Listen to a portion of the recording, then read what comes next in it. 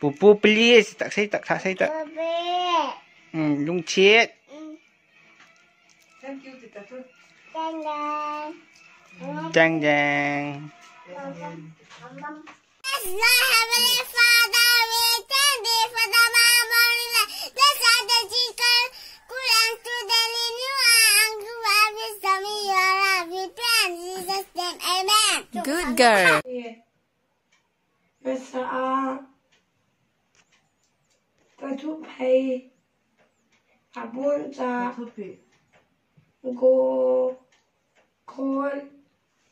call. Kete go call. Banga. Nahol. Zinga. Kiha. Chi.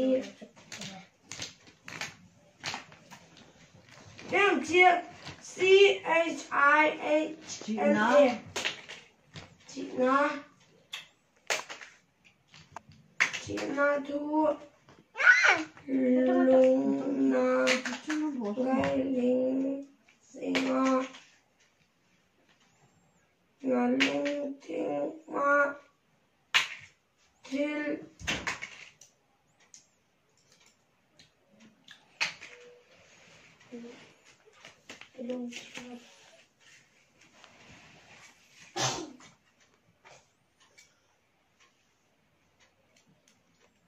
Spelling बोल का lalu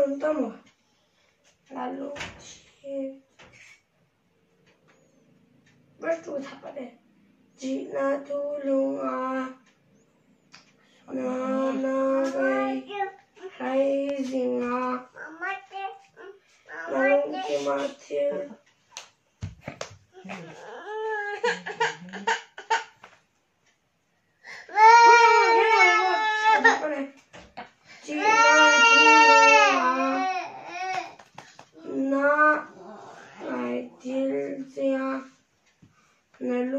Matil hair riding Dancing the presence of your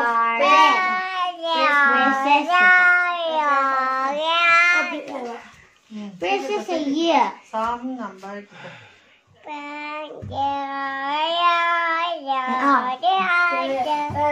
For your man. Thank you. Sim kita. Thiên vào đi. Ba mẹ nana thì mẹ có tiếng vô.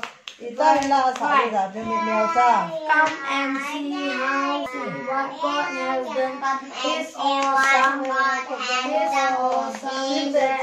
It's awesome for mankind.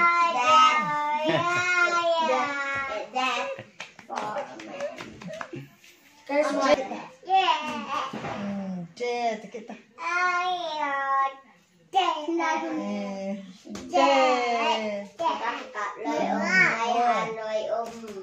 Sa sangka lagi tom do Tom kita. Tidak kita dah. Sa sang deh sih. Sim kita. Sam number sim kita.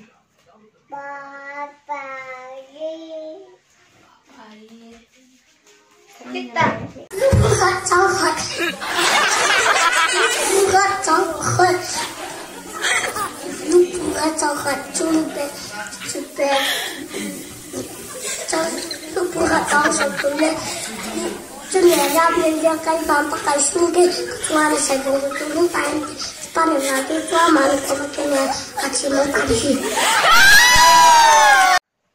Psalm number 3 verse 1 say kita.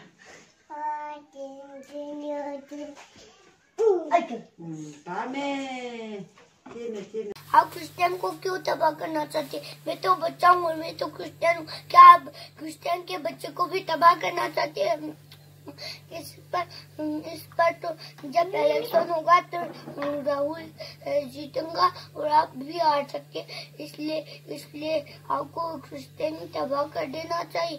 ये तो ठीक नहीं होगा। मैं भी तो क्रिश्चियन हूँ। क्या आप चाहते हैं कि मैं मर जाऊँ? मैं तो जहाँ पर रहता हूँ पर मैं तो मौत पर रहता हूँ, मैं तो दादा हूँ इसलिए क्रिश्चियन हूँ। इसलिए आप क्रिश्चियन को सताना और डिस्टर्ब करना भूल जाइए और अच्छे काम पर लग जाइए प्लीज। वरना आप तो आग में जाएंगे। बहुत डर है, वहाँ पर आपको कीड़े खाएंगे। फ्यूचर भविष्य बताता है, इसलिए आप बुरा काम करना छोड़ दीजिए प्लीज और आप क्रिश्चियन बन जाइए।